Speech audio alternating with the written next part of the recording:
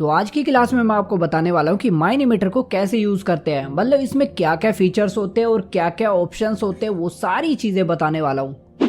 तो सबसे पहला काम होता है इसमें एक नया प्रोजेक्ट बनाना। नया प्रोजेक्ट बनाना बिल्कुल आसान है। आपको ये स्टार्टअप स्क्रीन मिल जाएगी जब भी आप माइनीमीटर को खोलते हो। यहीं पे आपको न्यू प्रोजेक्ट का बटन मिलता है, साथ ही रिसेंट प्रोजेक्ट का मिलता है। जब भी प्रोजेक्ट बनाओगे तो यहीं पे आ जाएगा वो। तो हमें क्या करना है, नए प्रोजेक्ट पे जाना है और यहाँ पर नाम देना मुझे, जिसका मैं नाम दूंगा ट्यूटोरियल। और यहाँ पर मैंने एक सिंबल लगा दिया ऐसे ही, बस मेरा मन कर रहा था। साथ में इसमें और भी डिटेल है, जैसे ऑथर है, डिस्क्रिप्शन है।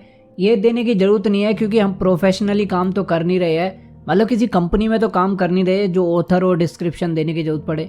लेकिन अगर देना चाहते हो, अपने प्रोजेक्ट बेचना चाहते हो, तो ऑथर और डिस्क्रिप्शन दे सकते हो। तो इसके बाद हमें क्या काम करना है, हमें फोल्डर भी चेंज करना है क्योंकि ये प्रोजेक्ट कहाँ सेव होने वाला है, इसकी फाइलें कहाँ सेव होगी, जैसे टेक्सचर पैक वगैरह वो कहाँ जाएंगे, उसके लिए एक फ़ोल्डर बताना पड़ेगा। तो मैं जाऊँगा चेंज पे, मेरे पास है ये वाला प्रोजेक्ट का फोल्डर, इसके अंदर जाकर मैं सेव कर दूंगा। बस अब करना क्या है, क्रिएट करना है और हो गया हमारा प्रोजेक्ट क्रिएट। अब यहाँ पे जो काम करना चाहूँ वो मैं कर सकता हूँ। तो जब भी आप माइनीमीटर में प्रोजेक्ट क्रिएट करोगे तो ऐसा ही पैनल आपको मिलेगा जिसमें आपको 4 चीज़ें मिलेगी।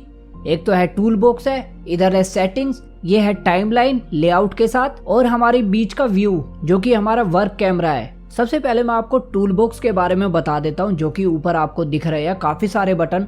और उन बटन में सबसे खास चीज़ है वो है ये क्राफ्टिंग टेबल। इसको वर्क बेंच बोलते हैं, लेकिन ये इस माइनीमीटर की सबसे तगड़ी चीज़ है। जैसे इस पर क्लिक करोगे ना, वो सारी चीज़ें आ जाएगी जो आपको माइनीमीटर में चाहिए, मतलब एनिमेशन में चाहिए। जैसे कि कैरेक्टर, अगर आपको कोई भी कैरेक्टर चाहिए, ज़ोंबी, स्केलेटन, क्रीपर, एंडरमैन वगैरह जो चाहिए वो सब चीज़ मिलेगी। और ऐसा नहीं, उसके वेरिएंट्स भी मिल जाएंगे। जैसे आपको रेड मशरूम चाहिए या ब्राउन मशरूम चाहिए, उसी के साथ ही आप कलर वगैरह भी चेंज कर सकते हो। जैसे शीप है मेरे पास, तो इसके मुझे कलर चेंज करने हैं तो वो भी आप कर सकते हो। इसमें हर एक मॉब की वैरायटी दी हुई है, बढ़िया बढ़िया।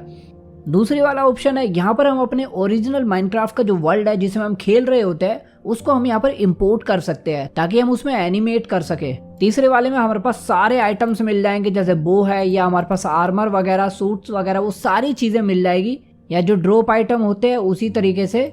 बाकी हम इसमें और भी ऑप्शन कर सकते हैं, जैसे बाउंस करता है, नीचे गिरा हुआ आइटम, ऐसी बहुत सारी चीज़ें कर सकते हैं, स्पिन कर रहा आइटम, बहुत सारी छोटी छोटी सेटिंग्स है जो बहुत अच्छे काम आते हैं। एक फेस कैमरा है जो कि जहाँ पर भी कैमरा रहेगा उसी के सामने फेस करेगा। इन चीज़ों के बारे में आपको आगे क्लास में धीरे धीरे पता चलेगा, बहुत अच्छी चीज़ है। और अगला जो ऑप्शन है इसमें वो है हमारे पास ब्लॉक्स का। इसमें भी आपको सब तरह के ब्लॉक्स मिलेंगे, जितने भी ब्लॉक्स है, चाहे वो ओर्स हो या कोई लावा हो, ग्लास हो या ग्रास हो, वो सारी चीज़ें यहाँ पर मिल जाएगी। फ्लावर्स भी मिल जाएंगे आपको, एक फ्लावर नहीं, सारी वेराइटी के फ्लावर मिल जाते हैं। और फ्लावर ही के इसमें तो सब कुछ है, सारे ब्लॉक्स मिलते हैं इसमें। लेकिन हमारे पास कुछ स्पेशल ब्लॉक भी है जो कि यहाँ पर मिलेंगे। ये स्पेशल ब्लॉक इसलिए है क्योंकि ये थोड़े से एनिमेट होते हैं, जैसे कि चेस्ट ओपन क्लोज होता है, इसलिए ये यहाँ पर दिया हुआ है। इसके अलावा और भी चीज़ें हैं, एरो है, शील्ड है, ये सब वो चीज़ें जो एनिमेट होती है। अगले ऑप्शन में हमें मिल जाएंगे सारे मॉब्स के बॉडी पार्ट। जैसे कि मुझे ज़ोंबी का एक हेड चाहिए तो वो हेड मुझे मिल जाएगा, या मुझे उसकी बॉडी चाहिए तो बॉडी मुझे मिल जाएगी। एक अलग से पार्ट मुझे इंपोर्ट करना है किसी भी मॉब का तो वो भी मैं ले सकता हूँ। अगले ऑप्शन में हमें पार्टिकल्स मिलते हैं, जो पार्टिकल्स बहुत काम आते हैं एनिमेट करने में। साथ ही हमारे पास 2 तरह की लाइट्स है, जो कि एक पॉइंट लाइट है, ये सीधा डायरेक्ट लाइट देती है चारों तरफ, और एक है स्पॉट लाइट, ये सिर्फ एक ही एंगल पे लाइट देती है, मतलब जैसे टॉर्च होती है ना, टॉर्च की तरह लाइट देती है। इसी के साथ हमारे पास टेक्स्ट भी आता है, जो कि हम 3D टेक्स्ट भी बना सकते हैं और एक प्लेन टेक्स्ट भी बना सकते हैं। जब हम थंबनेल बनाते हैं ना इसमें, वहाँ पर ये काम आते हैं।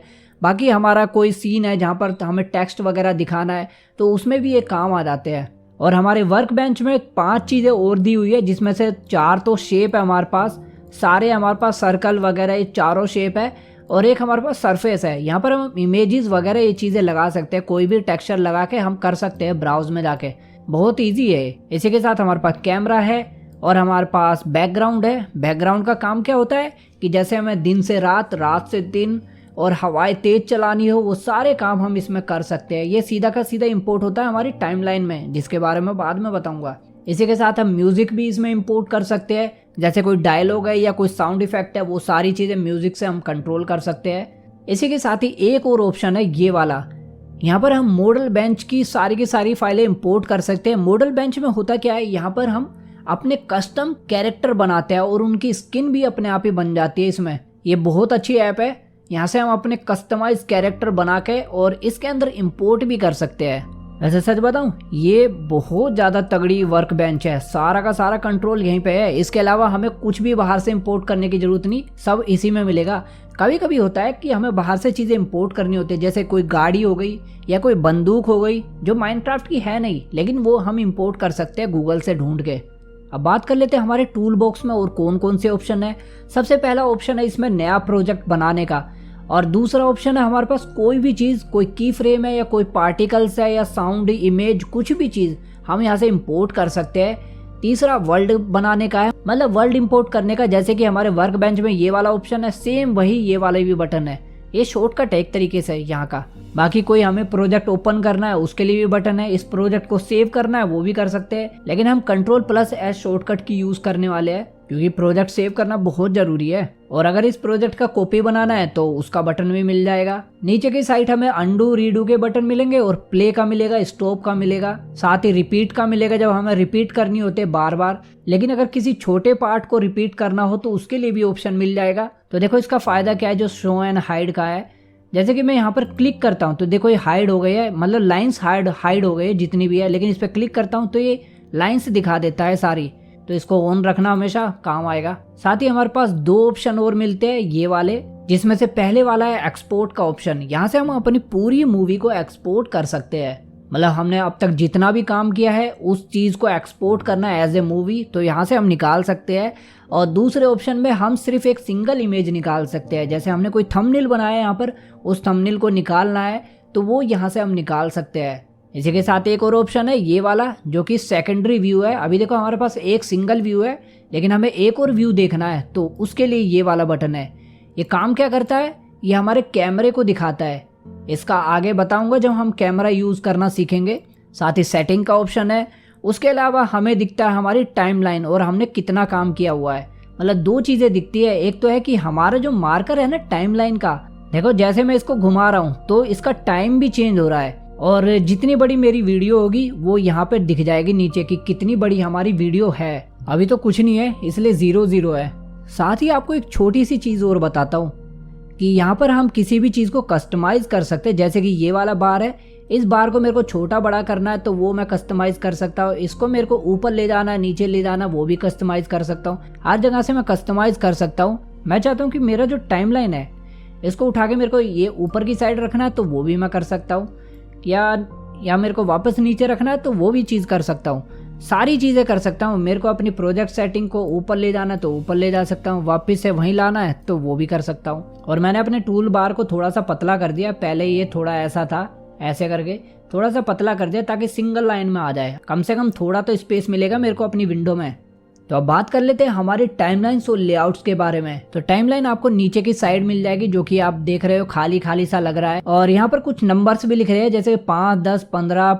ये सारे के सारे नंबर पता है क्या है, ये फ्रेम है। चलो आपको थोड़ा डिटेल में बताता हूँ टाइमलाइन काम कैसे करती है। कोई भी आप वीडियो लोगे या कोई भी एनिमेशन लोगे उसकी एक लेंथ होती है, लेकिन एक लेंथ तक उसमें फ्रेम्स रहते हैं, क्योंकि जितनी भी एनिमेशन या वीडियो होती है वो सारी की सारी फ्रेम बाय फ्रेम बनी हुई होती है। और जब हम उसको टाइमलाइन में खोलते हैं तो वहां पर हमें हर एक फ्रेम दिखते हैं कि 5 पे कौन सा फ्रेम है, 0 पे कौन सा फ्रेम है, वो सारे दिखते हैं। आपने अगर मोबाइल में वीडियो एडिटिंग करी होगी तो वहां पर भी आपको ऐसा ही टाइमलाइन मिलता है, जहां पर आप कट वगैरह करते हो और अपनी फाइलें इंपोर्ट करते हो। सेम वैसा ही यहाँ पर है, लेकिन ये थोड़ा सा अलग है कि यहाँ पर हम अपनी चीजें इंपोर्ट नहीं करते, बल्कि यहाँ पर हम कैरेक्टर को की देते हैं। की होती क्या है कि जैसे मैं कैरेक्टर लेने वाला हूँ, एक ह्यूमन लेने वाला हूँ जो कि एलेक्स लेने वाला हूँ, चाहो तो स्टीव भी ले सकता हूँ। चलो स्टीव ही लेते हैं, ये हमारा स्टीव है।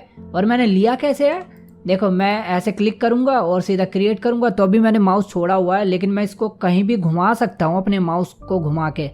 तो बस लेफ्ट क्लिक करूंगा तो ये प्लेस हो जाएगा। तो जैसे हमने कैरेक्टर को लिया तो हमारा जो टाइमलाइन है, टाइमलाइन के अंदर जो लेआउट्स है उसके अंदर वो इंपोर्ट हो गया है, जहां पर हम उसकी सारी चीजें देख सकते हैं। जैसे कोई हाथ है, उसका दूसरा हाथ है। मैं चाहूँ तो इन चीजों पे ऐसे डायरेक्ट क्लिक करके भी देख सकता हूँ, पर इनसे मेरे को पता चलता है कि कौन सी चीज कहाँ पे है। अब इससे होगा क्या कि जैसे मैंने यहाँ पर एक छोटा सा क्लिक किया इसके हाथ पे, और यहाँ पर एक फ्रेम लग गया है। मैं चाहता हूँ कि 5 फ्रेम पे ये कुछ और एक्टिविटी करे, जैसे कि इतना कर दे बस। तो अभी देखो मैं इसको प्ले कर रहा हूँ तो ये अपने आप ऐसे हाथ कर रहा है। मैं प्ले करता हूँ, ये देखो ये इतना हाथ इसलिए कर रहा है क्योंकि मैंने एक फ्रेम यहाँ दिया हुआ है, बाकी मैंने फ्रेम दिया हुआ दूसरा इसका यहाँ पर। तो अपने आप ही कैलकुलेशन करके अपने आप ही फ्रेम बना रहा है, बीच बीच में छोटे छोटे फ्रेम बना रहा है और यहाँ तक ले जाके हमारे फाइनल फ्रेम तक ये अपना एक्शन दिखा रहा है जो मैंने इस पे सेट किया हुआ है। तो अगली जो हमारी क्लास होगी ना एनिमेशन की, उसमें मैं बिल्कुल डिटेल्स में बताऊंगा। अभी तो मैं सिर्फ बता रहा हूँ आपको टाइमलाइन के बारे में और साथ ही हमारी लेआउट्स के बारे में। बाकी मैं चाहूँ तो उसको डुप्लीकेट कर सकता हूँ, उसको डिलीट कर सकता हूँ और उसको सेव भी कर सकता हूँ। मतलब एक सिलेक्टेड चीज को भी मैं सेव कर सकता हूँ कहीं भी। साथ ही इसमें और भी ऑप्शन है छोटे छोटे जो कि मैं एनिमेशन में बताऊंगा आपको।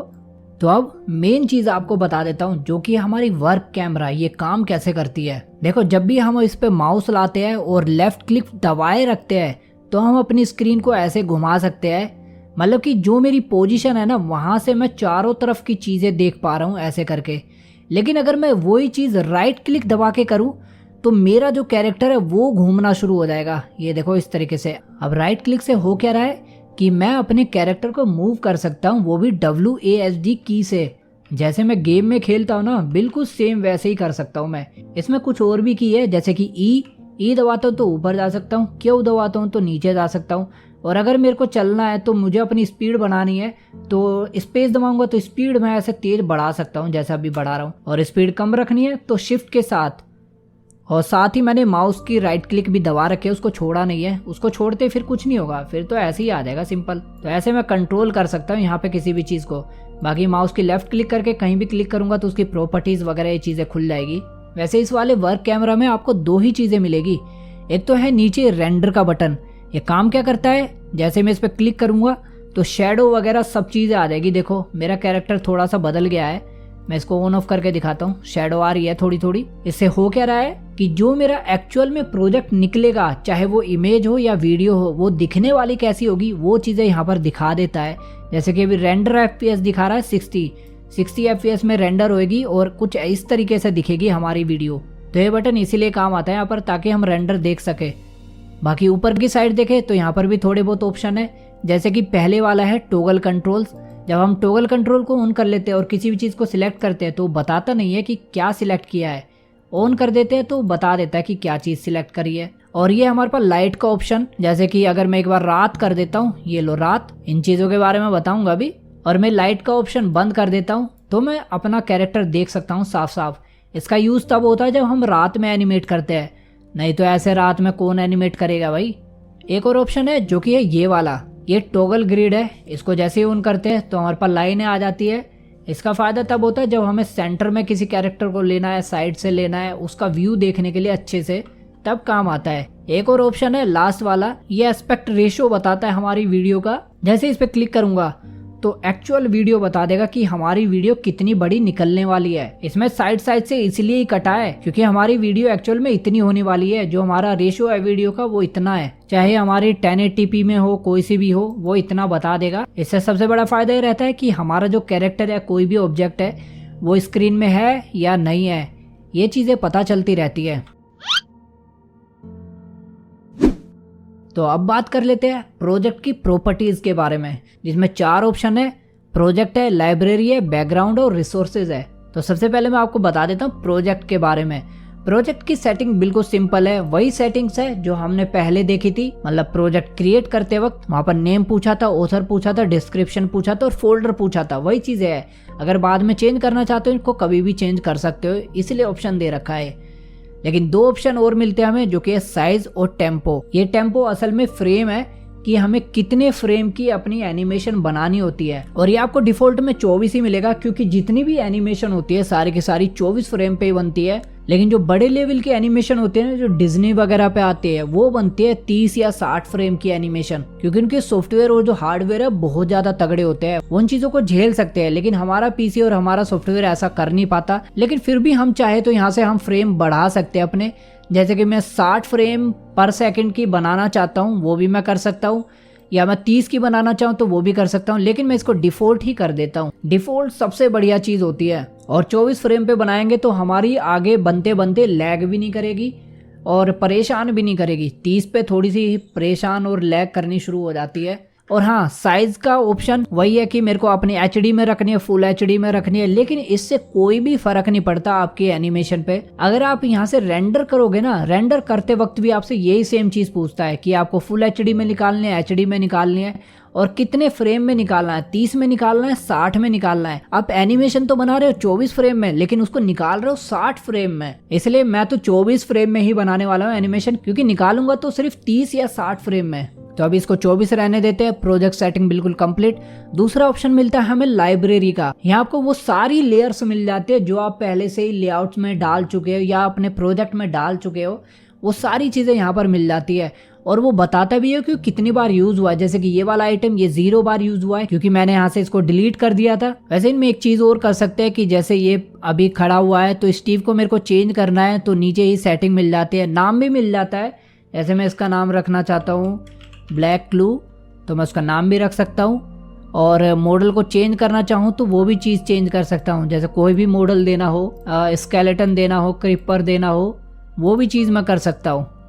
इसका ज़ोंबी ही नाम देते हैं, ठीक है, डिफ़ॉल्ट ज़ोंबी नाम है तो ऐसे नाम दे सकता हूँ। साथ ही स्किन वगैरह भी चेंज कर सकता हूँ उसकी यहीं से ही। तो वापस से इसी पे आ जाते हैं कि लेआउट इसका फ़ायदा क्या है कि जैसे हमने यहाँ से कोई भी आइटम डिलीट कर दिया है, अभी हमें उसकी ज़रूरत नहीं है, लेकिन बाद में हमें सोच रहे कि शायद उस चीज़ की ज़रूरत थी हमें, तो उसको हम वापस से ला सकते हैं। बस ये लेना है और ये जो बटन दिख रहा है ना, इस बटन पे क्लिक करना है तो वो आइटम अपने आप आ जाएगा। कहाँ गया बोरा, देख रहे हो, इस तरीके से आता है। बाकी हम चाहे तो इसको परमानेंट डिलीट भी कर सकते हैं। यहाँ से डिलीट करते हैं ना तो वो लेआउट से भी डिलीट हो जाएगा, सब जगह से डिलीट हो जाएगा वो। इसी के साथ हमारा जो अगला ऑप्शन है ये बड़ा खास ऑप्शन है। सच बताओ, बैकग्राउंड पूरा का पूरा इन्वायरमेंट है कि हमें इन्वायरमेंट में क्या क्या चीज़ें चाहिए। जब हम इसको खोलते हैं तो यहाँ मिलती है आपको सारी चीज़ें, जैसे कि आपको सन कैसा रखना है, आपको मून कैसा रखना है, मून के अलग अलग फेस है वो कैसे रखने हैं, वो सब कुछ बताता है। और इसी के साथ हम दिन और रात कर सकते हैं यहाँ पे इस तरीके से, जब चाहे दिन और रात कर सकते हैं।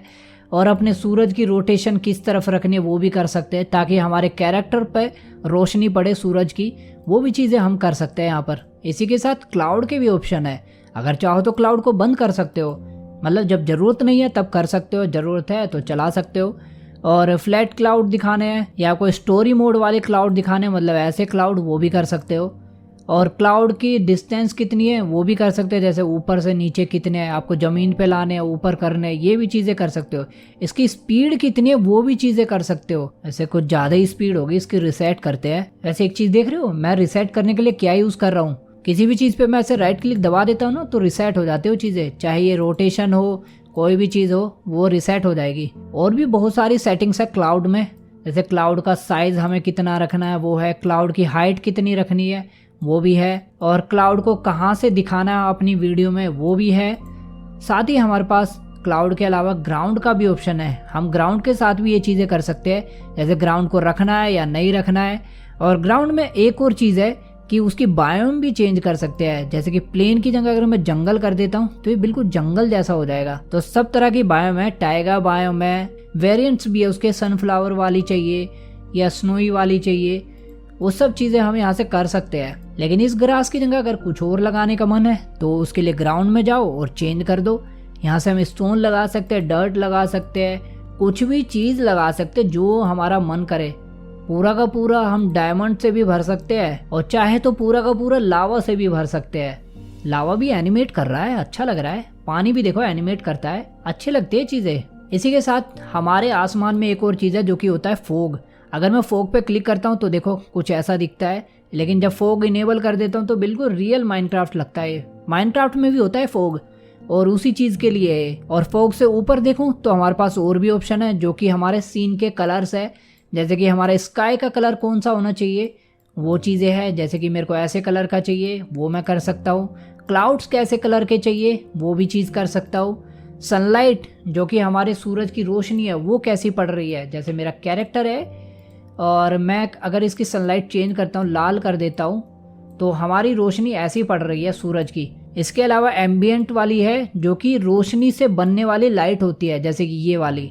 अगर मैं इसको लाल कर देता हूँ तो जहाँ रोशनी नहीं पड़ रही है वहाँ पर जो एम्बियंट लाइट पड़ रही है वो कैसे कलर की है उसका कलर भी चेंज कर सकता हूँ मैं। इसके अलावा नाइट का कलर है, जैसे कि अगर मैं रात कर देता हूँ यहाँ पर थोड़ी देर के लिए, और रात में मेरे को कलर देना है ये वाला नीला रंग या लाल रंग, तो वो चीज़ मैं दे सकता हूँ कि रात से कैसा कलर निकल रहा है, अच्छा लग रहा है। चलो वापस से अब फोग पे ही आ जाते हैं। फोग में देखो और भी ऑप्शन है कि मैं इसका डिस्टेंस चेंज कर सकता हूँ कि कितना बड़ा मेरे को फोग चाहिए, ऐसे पूरे में चाहिए फोग कि मेरे को कम चाहिए। वैसे ये अच्छा लग रहा है ना, कोई सीन खतरनाक बनाना हो उसके लिए। और फोग का साइज़ कितना रखना है, जैसे कि मैं इसको फेस पे वापस ले आता हूँ। ये साइज़ है कि मेरे को धुंधला ज़्यादा करना है, कम रखना है, कितना फोग रखना है, उसकी हाइट कितनी रखनी है, नीचे से ऊपर तक कहाँ तक जाएगा फोग, उसके लिए चाहूँ तो मैं फोग का भी कलर चेंज कर सकता हूँ, जो कि ये रहा कस्टम फोग कलर पे क्लिक करता हूँ तो मैं फोग का कलर चेंज कर सकता हूँ। जैसे मेरे को लाल कलर का फोग चाहिए, और ऑब्जेक्ट का कलर भी चेंज कर सकता हूँ। ये मेरे को दूसरा कलर चाहिए, जैसे कि ये वाला कलर चाहिए, पीला कलर। तो ये है कि ऑब्जेक्ट पे कैसा फोग पड़ रहा है उसके लिए। अब मैं फोग को बढ़ा के देखता हूँ कैसा लगता है। ओहो, ये देखो पूरा पीला हो गया। फोग हमारा लाल है लेकिन उससे पड़ने वाली लाइट वो है पीली। तो ये चीज़ें अच्छी है, काम आती है। उसके साथ ही हमारे पास विंड का भी ऑप्शन है। मैं आपको एक घास इंपोर्ट करके दिखाता हूँ जो कि मिलेगी ब्लॉक्स में। वैसे अभी इसमें एक चीज़ आनी बाकी है माइनीमीटर में, जो कि है ट्रीज़ का ऑप्शन। जिस दिन ट्री का ऑप्शन आ गया ना, उस दिन हमारे लिए और भी आसानी हो जाएगी, और मुझे लग रहा है जल्दी आ जाएगा ट्री का और विलेजर्स के घर वगैरह इन चीज़ों का भी। तो देखो जैसे ये घास है, और मैं एक काम करता हूँ अपने ग्राउंड को चेंज कर देता हूँ ताकि आपको आसानी से दिखे। अब ये घास है और इस पर मैंने विंड लगाई हुई है। विंड को मैं ऑफ कर दूंगा तो बिल्कुल स्टैटिक, कोई हलचल नहीं। लेकिन जैसे ही विंड खोलता हूँ तो हिलना शुरू हो जाएगा सब कुछ हवा के हिसाब से। स्पीड बढ़ाऊंगा विंड की तो देखो अब पता चल रहा है कि हवा चल रही है। और अगर तगड़ी स्ट्रेंथ चलानी है तो ये देखो भाई क्या भयंकर हवा चल रही है। विंड के अलावा हमारे पास लीव्स के लिए भी ऑप्शन है, जो कि ओपिक लीव्स है। इससे होगा क्या कि जैसे पेड़ों के आर पार दिखता है वो दिखना बंद हो जाएगा इसको इनेबल करने से। लेकिन फिर भी एक चीज़ और बता देता हूँ कि आपको ये आसमान की सेटिंग पसंद नहीं आ रही है, आपको मून वगैरह ये चीज़ नहीं चाहिए, आपको कस्टम चाहिए, जो कि आपने एक डाउनलोड कर रखा है स्काई। तो क्या करना है, शो कस्टम इमेज पे जाना है और यहाँ से ब्राउज करके वो इमेज ले लेने जो भी आपके आसमान की है। तो ये वाली इमेज लेने वाला हूँ मैं, शायद से लगेगी कि नहीं। अरे लग गई भाई, अच्छी लग रही है।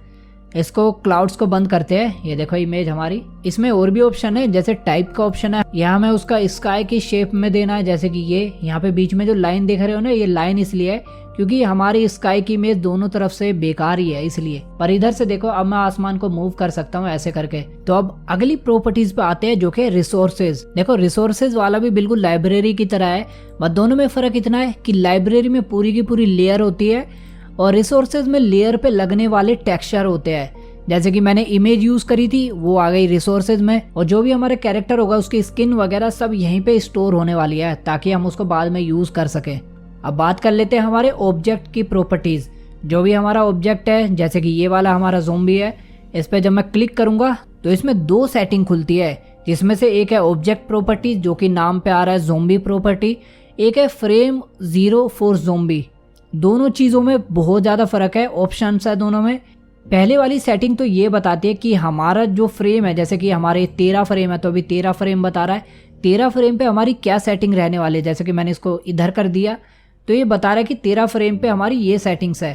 तो यहाँ पर सेटिंग्स क्या क्या मिलती है, सबसे पहले तो पोजीशन मिल जाती है, हमें पोजीशन वगैरह चेंज करनी है वो मिल जाती है, और साथ ही हमारे पास रोटेशन मिल जाते हैं, रोटेट करना हो वो चीज़ें मिल जाती है हमारे पास। इसको थोड़ा पास लाते हैं, इस तरीके से रोटेट कर सकते हैं। और साइज़ का भी ऑप्शन है, साथ में ये एक ऐसा भी बटन मिलेगा आपको, जब इस बटन पे क्लिक करते हैं तो अलग अलग तरीके से साइज़ को हम बड़ा कर सकते हैं, छोटा कर सकते हैं और इस तरीके से कर सकते हैं। साथ ही हम बहुत सारी चीज़ें कर सकते हैं, और चाहते हैं कि इसको पूरा का पूरा बड़ा करे तो इसको ऑन रखो तो सिंगल एक सेटिंग बन जाएगी XYZ की, और इसको पूरा बड़ा छोटा कर सकते हैं। इसी के साथ हम कोई भी सेटिंग कॉपी कर सकते हैं, पेस्ट कर सकते हैं। और ये ग्रिड का ऑप्शन है, ये बड़े काम का ऑप्शन है जो आगे काम में आएगा। होता क्या इससे कि अभी देखो मेरी पोजीशन ऐसे ऐसे चल रही है, मैं इसका ग्रिड का ऑप्शन ऑन कर देता हूँ तो मेरी सेटिंग्स ऐसे चलेगी, ऐसे ऐसे करके कट रुक के।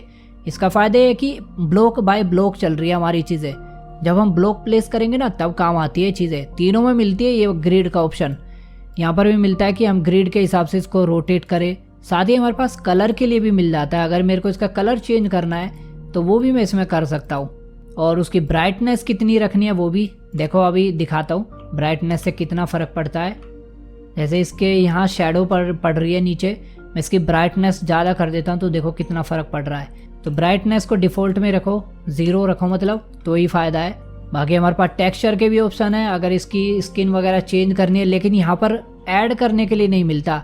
तो ऐड करने के लिए आपको प्रोजेक्ट प्रॉपर्टीज़ में जाना पड़ेगा, रिसोर्सेज में, और यहाँ से आप स्किन वगैरह ऐड कर सकते हो। जैसे मैं ये वाली कर लेता हूँ स्किन, और इसको बता देता हूँ कि ये स्किन है, ठीक है, स्किन ऐड हो गई। अब वो यहाँ पर भी शो होगी, तो ऐसे स्किन चेंज कर सकता हूँ मैं। इसका फ़ायदा क्या हो रहा है कि फ्रेम पे स्किन चेंज हो रही है। देखो ये यहाँ पर स्किन चेंज हो गई है इसकी फ्रेम पे। देखो अभी करने वाला क्या हूँ मैं, इसकी स्किन चेंज करने वाला हूँ। तो 0 पे एक ये वाली स्किन है और 10 पे चलते हैं। 10 पे मैं लगाने वाला हूँ ये वाली स्किन। अभी देखो 2 स्किन हो गई है मेरे पास, एक ही कैरेक्टर में 2 स्किन है। मैं कितनी भी यूज़ कर सकता हूँ, तो फ्रेम के ऊपर बात है। तो ऐसे जब भी मैं प्ले करूँगा तो ऐसे चेंज हो जाएगी स्किन। तो ये जितने भी ऑप्शन है, ये फ्रेम वाली सेटिंग्स है, ये सारी वही है कि हमें फ्रेम पे क्या सेटिंग्स रखनी है। सब कुछ चेंज होगा, यहाँ से एनिमेट होगा, मतलब सब कुछ। अब जो भी एनिमेशन होगी ना वो यहीं से होने वाली है। किसी भी कैरेक्टर को मूव करना है, कलर चेंज करना है, वो सब यहीं से होगा। बाकी हमारे पास की फ्रेम का ऑप्शन है जो कि बाद में बताऊँगा। विजिबल का भी ऑप्शन है, अगर हम चाहते हैं इसको गायब रखना तो गायब भी कर सकते हैं, अपनी एनिमेशन में भी गायब कर सकते हैं, नहीं रखना चाहते तो वो भी कर सकते हैं। अब बात कर लेते हैं जो हमारे ऑब्जेक्ट है इसकी प्रॉपर्टीज़ के बारे में, जो कि ये वाली है। यहाँ पर हम इसका नाम दे सकते हैं, कुछ भी नाम देना हो वो दे सकते हैं। कस्टम रोटेशन पॉइंट है जो कि बहुत आगे का काम है। बाकी पेरेंट वगैरह है, इनको हम बाद में देखेंगे क्योंकि अभी का काम नहीं है। साथ ही हमारे पास ग्राफिक्स का भी ऑप्शन है। जैसे मुझे इसको ग्लो करना है, ये ग्लो दिख नहीं रहा है, एक बार मुझे इसका रेंडर ऑन करना पड़ेगा तो मुझे ग्लो दिख जाएगा। तो ग्लो कर सकते हैं यहाँ पर, और शेडो हटानी है रखनी है वो ऑप्शन कर सकते हैं। फोग करना है, इसको ब्लर भी कर सकते हैं हम, ये रहा ब्लर का, इस तरीके से ब्लर कर सकते हैं। बड़ा अजीब ब्लर है, लेकिन इन चीज़ों को हम एनिमेट नहीं कर सकते, ये एक बार फिक्स हो जाती है इसके साथ। जैसे अगर मैंने इस पर सेट कर दिया तो एक बार फिक्स रह जाएगी। इसका हाथ मैंने चमका दिया तो भी चमकता ही रहेगा हाथ, लेकिन एक टेक्निक से हम इसको बदल सकते हैं जो कि एक अजीब टेक्निक है, वो जब करेंगे तब दिखा दूंगा। बाकी जितनी भी ये वाली सेटिंग्स है इनसे हम एनिमेट नहीं कर सकते, एनिमेशन के लिए हमारे पास ये वाली सेटिंग्स है। तो इसके बाद आते हैं हमारी मेन सेटिंग्स पे, जो कि है हमारे माइनीमीटर की सेटिंग्स। तो ऊपर आपको एक बटन दिख रहा होगा टूल बार में, तो इस पर क्लिक करना है। यहाँ पर खुल जाएगी आपको 5 तरह की सेटिंग्स, जिसमें सबसे पहला है प्रोग्राम। प्रोग्राम में बताता है कि हमारा माइनक्राफ्ट का वर्जन कौन सा है और हमें कितने FPS रखने हैं, 30 रखने हैं, 60 रखने हैं। इसका सच बताऊं कोई भी मतलब नहीं बनता, क्योंकि जब हम रेंडर करते हैं तब भी हम चेंज कर सकते हैं। तो रहे या ना रहे कोई फ़र्क नहीं पड़ता इसका। हाँ, फ़र्क इतना पड़ता है कि जैसे मैं 30 कर दूंगा तो यहाँ पे हमें कितना रेंडर मिलेगा। जैसे मैं प्ले करता हूँ ना, तो प्ले करने पे ये लैग करता है, तो यहाँ पर 30 ही रहने देना हमें। इसका फ़ायदा ये रहेगा कि अगर मैं रेंडर व्यू में प्ले करता हूँ अपनी वीडियो तो ये स्मूथ चलती है थोड़ी सी, तो 30 पे रहने देना इसको। बाकी बैकअप के लिए ऑप्शन है, अगर मेरे को बैकअप वगैरह करवाना है बार बार तो होता रहेगा। और ये अलाउ अल्टीमेट वैल्यू है। कुछ चीज़ें देखो ऐसी होती है जो एक लिमिट तक घूम सकती है, उस चीज़ को अगर मेरे को करना है कि अनलिमिटेड हो जाए वैल्यू, तो उसके लिए काम आता है। अभी इसकी ज़रूरत नहीं है। अगली चीज़ पे चलते हैं जो कि इंटरफेस। इंटरफेस में हम अपना सारा का सारा कलर वगैरह चेंज कर सकते हैं। जैसे कि मेरे को ये लाल कलर की चाहिए थीम, वो चीज़ चेंज कर सकते हैं। साथ ही मैं अपना ग्रिड भी चेंज कर सकता हूँ। जैसे ये वाला ऑप्शन है कोने पे देख रहे हो, इसको मैंने ग्रिड लगाया, इसको मुझे चेंज करना है। जैसे इतनी ग्रिड में चाहिए वो भी मैं चेंज कर सकता हूँ ऐसे करके। कस्टम ग्रिड बनानी हो वो भी कर सकते हैं, लेकिन 3x3 की सबसे बेस्ट है क्योंकि यही डिफ़ॉल्ट है। और नीचे जाएंगे, नीचे भी और भी ऑप्शन है इंटरफेस में, जैसे कि Z इज़ अप। ये होता क्या है कि जैसे मैं इसकी सेटिंग पे जाऊँ, ये पोजीशन वाली, अभी देखो Y वाली पोजीशन से ऊपर जाना है, मैं चाहता हूँ इसको Z पे सेट करूँ, तो मैं इसका Z इज़ अप ऑन कर दूंगा, तो अब ये Z पे काम करेगा इस तरीके से। अब ये Y पे काम नहीं करेगा, Y से तो आगे पीछे जाएगा। लेकिन हो सके कोशिश करना इसको Z को ऑफ ही रखना, डिफ़ॉल्ट में रखना सेटिंग्स। साथ में छोटी छोटी और चीज़ें जैसे auto scroll when playing animation.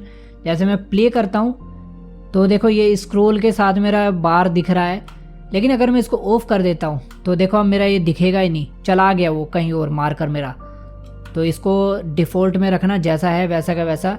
और इसके बाद एक कॉम्पैक्ट टाइमलाइन लिस्ट है, जैसे मैं क्लिक करता हूँ तो कॉम्पैक्ट हो जाती है, थोड़ी सी कंप्रेस हो जाती है। इससे फ़ायदा तब होता है जब आप बहुत सारे कैरेक्टर, बहुत सारी चीज़ें यूज़ करते हो, तो अच्छी चीज़ है, इसको कर सकते हो यूज़। मैं इसको ऑन कर देता हूँ अभी के लिए क्योंकि बहुत अच्छी चीज़ है, काम बहुत अच्छा करती है। बाकी जितनी भी सेटिंग्स दिखे इनमें से कोई भी मत छेड़ना, सारी की सारी अच्छी सेटिंग्स है, छोटी छोटी चीज़ें जो काम में आती है। और अगली चीज़ में जाते हैं जो कि है कंट्रोल्स। अगर मैं कंट्रोल चेंज करना चाहता हूँ अपने कोई भी तो वो भी मैं कर सकता हूँ। कंट्रोल में देखो मूवमेंट स्पीड को भी बढ़ा सकता हूँ, कम भी कर सकता हूँ। जो हमारी स्पीड है, जैसे मैं चल रहा हूँ अब देखो कितनी ज़्यादा स्लो हो गई, इसको डिफ़ॉल्ट ही करते तो अब इतनी हो गई।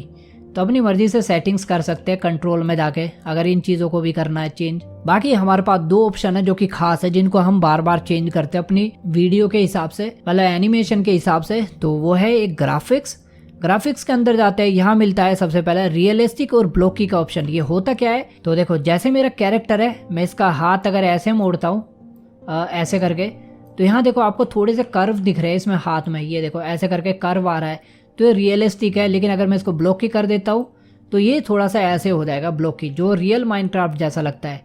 ऐसे माइनक्राफ्ट में तो मुड़ते नहीं है, लेकिन अगर मुड़ेंगे तो मुझे पता है ऐसे ही मुड़ने वाले हैं वो, रियलिस्टिक ऐसे मुड़ेंगे नहीं। तो इसको जैसा चाहो वैसा रखो, ब्लॉकी रखना है ब्लॉकी रखो, रियलिस्टिक रखना है मैं तो ब्लॉकी रखने वाला हूँ क्योंकि बहुत हेल्प करेगा ये हमारी एनिमेशन को थोड़ा और अच्छा दिखाने में। साथ ही छोटे छोटे और ऑप्शन है, जैसे लावा और पानी का एनिमेशन बंद करना है, नॉइस इफेक्ट है जो ग्रास और वाटर के उनको बंद करने हैं, या टेक्सचर फिल्टरिंग करनी है। टेक्सचर फिल्टरिंग से हो क्या रहा है देखो, वहां से थोड़ा सा ब्लर हो रहा है हमारा जो ये मैदान है, लेकिन टेक्सचर फिल्टरिंग कर दूंगा तो वहां से ब्लर होना बंद हो जाएगा, बिल्कुल ऐसा ही दिखेगा जैसा है। इसके लेवल भी होते हैं टेक्सचर फिल्टरिंग के, जैसा चाहे वैसा कर सकते हैं।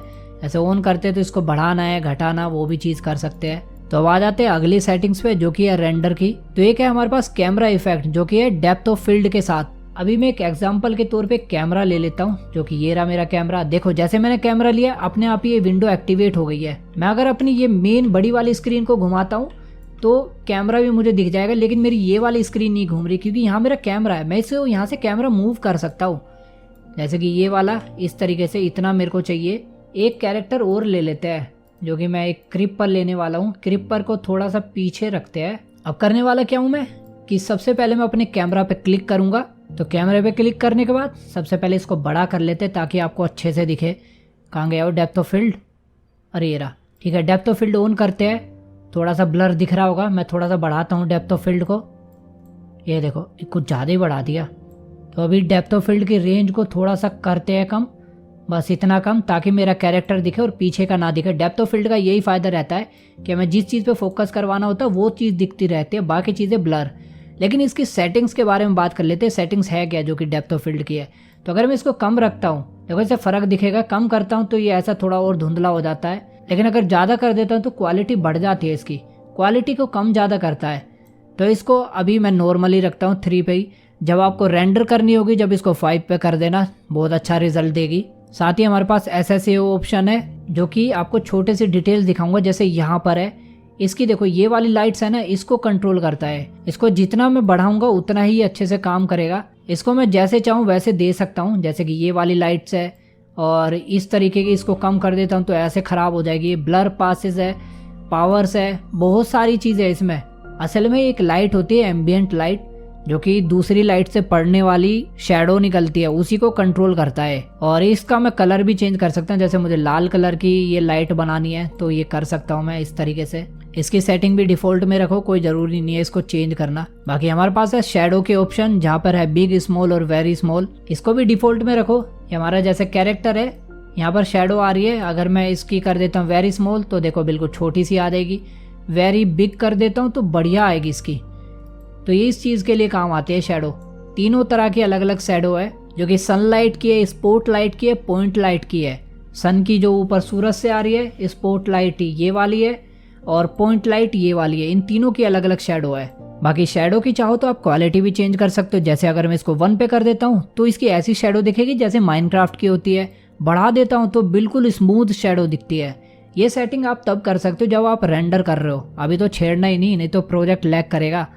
और उसका ब्लर साइज भी कर सकता हूँ, जैसे इतना ब्लर हो, ये चीज़ें मैं इसमें चेंज कर सकता हूँ। बाकी ग्लो के भी ऑप्शन है, जैसे कि इसका हाथ मैं इसको ग्लो पे लगा देता हूँ। इसका हाथ अभी ग्लो कर रहा है।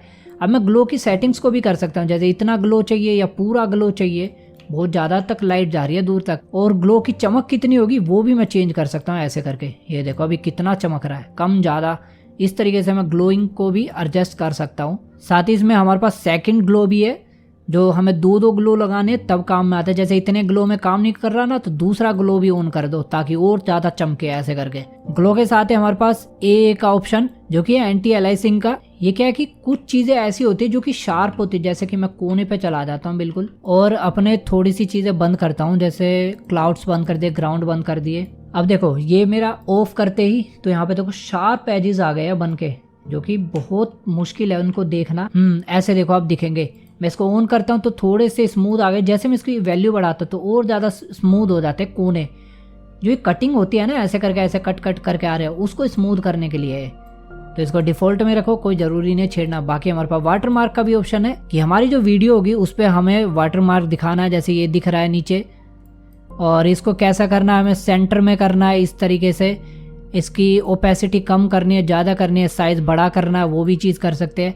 कस्टमाइज़ करना है तो यहाँ से इमेज में जाके हम इंपोर्ट कर सकते हैं। ये वैसे इसकी ज़रूरत नहीं पड़ती, इसलिए वाटरमार्क को ऑफ ही रखो तो अच्छी बात है। तो ये थी पूरी की पूरी सेटिंग्स, प्रॉपर्टीज़ और जितनी भी चीज़ें मैंने आपको माइनिमेटर की वो सारी चीज़ें बता दी है, सारी विंडो बता दी है कि कैसे कैसे काम करती है। अब जो अगली क्लासेस होगी वहाँ से हम सीखने वाले कि कैसे एनिमेट करते हैं, कैसे कैरेक्टर लेते हैं, आइटम कैसे उठाते हैं, ड्रॉप कैसे करते हैं, वो सारी चीज़ें सीखने वाले हैं।